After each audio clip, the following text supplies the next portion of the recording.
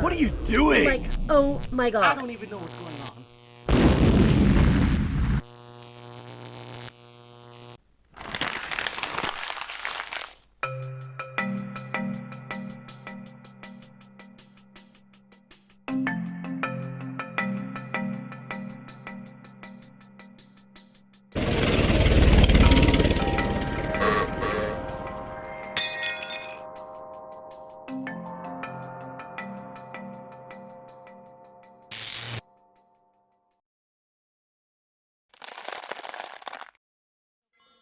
Don't forget cards at RitaYanez.com, and so am I. Under your bed. Turn on the light! Turn on the light! Turn on the light!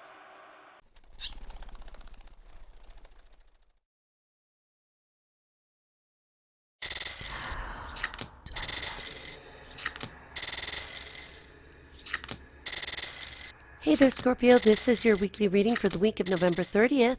I hope everything's going well for you and that you had a lovely Thanksgiving.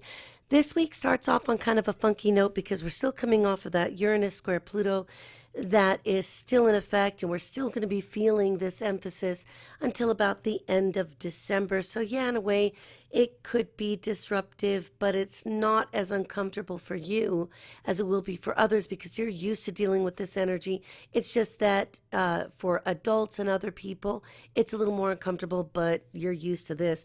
Also, we just come off of the Sun in Sagittarius squaring Neptune in Pisces, being your solar fifth house of dating and romance, which is very important to you guys, even if it's just with your best friends or your puppy loves, because they most definitely show up in your solar fifth house. So with that said, if things are still a little bit cranky, if people are still a little bit funky, just give it time and it will even itself out. The card that you've drawn for Monday is the Nine of Wands.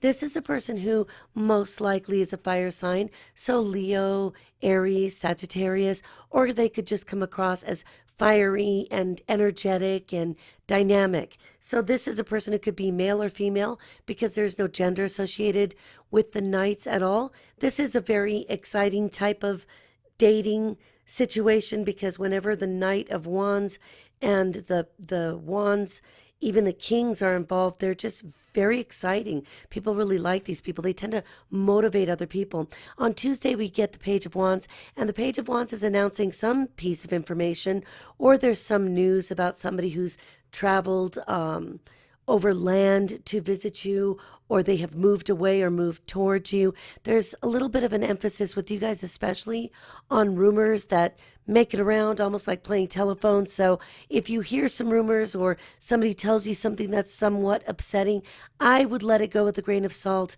because it really isn't going to be as stable in energy as you'd think, only because with the Wands being such a creative, dynamic suit, they have a tendency to kind of change their mind and move very quickly, just like a rumor would. So don't worry about it too much. Mercury in Sagittarius trining Uranus in Aries, your solar sixth house, would indicate that it's probably more like a rumor than anything for your age group. So also Mercury in Sagittarius sextiles house, Apollo in Libra, which is your solar 12th house.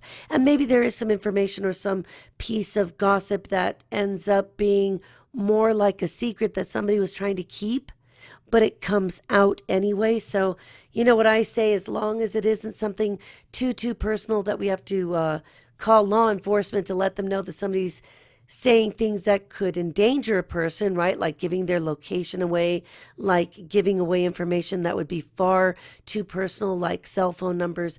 You should be just fine. On Wednesday, we have yet another suitor. We've got the Page of Cups in reverse. Page of Cups would be, of course, or Knight of Cups, a water sign, Cancer, Scorpio, Pisces, or just somebody who comes across more emotional than the Knight of Wands does, because the Knight of Cups tends to be more of the person that's trying to woo you and wine you and dine you and write you love letters. But the problem with this guy is that he's not being honest. This is the type of person who's going to say whatever it is that you want to hear so that he or she can get what they want, if you know what I mean. This is an energy that isn't the most stable either, but this is very conscious. This person knows that they're just talking the talk, but they don't walk the walk. And of course, on Wednesday, we've got Mercury and Sagittarius opposing Psyche and Gemini. Psyche asking us to transform something that's in the 8th house for you, solar 8th house of transformation anyway. And so it might have you asking the questions of yourself like, why do I even bother with this person when I know he's never been faithful to anyone, including himself, his entire life? So you might want to cut this one loose.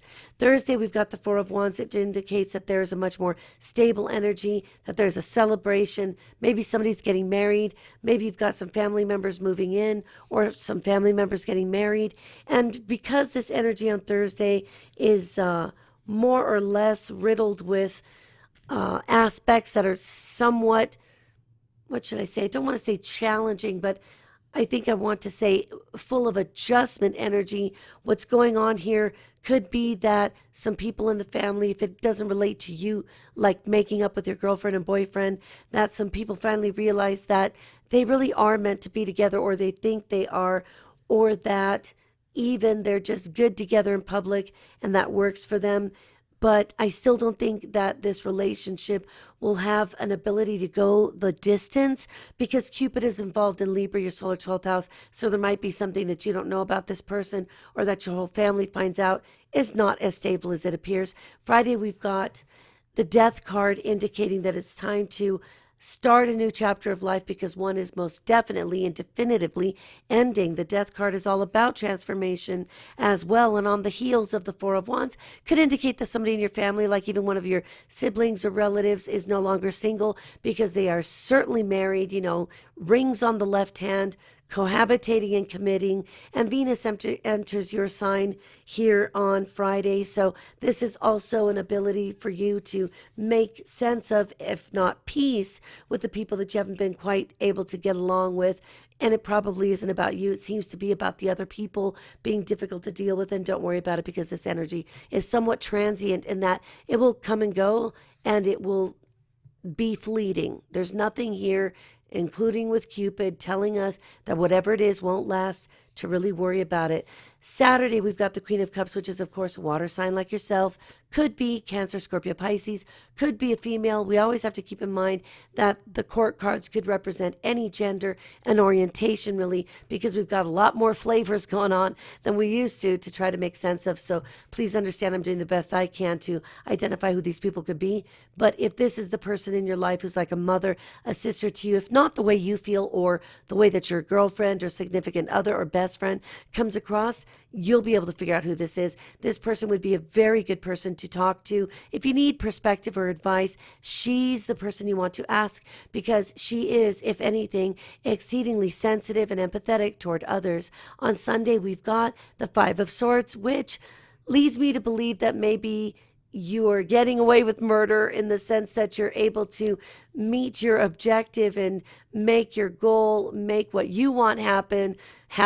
So for some of you, it could be a situation where you snag that guy or girl that you've always wanted to be with or get closer to. And, for some people, it could be that you release somebody and they end up going to the person that was trying to steal them anyway. And you know what I have to say about that? If somebody doesn't want to be with you, then let them go, because I know you're like me. I'm a Scorpio too. If somebody wants to fly out the cage, I remind them there is no cage. They can leave at any time because I don't keep prisoners and I certainly don't keep hostages. Have a wonderful weekend. I'll be talking to you soon.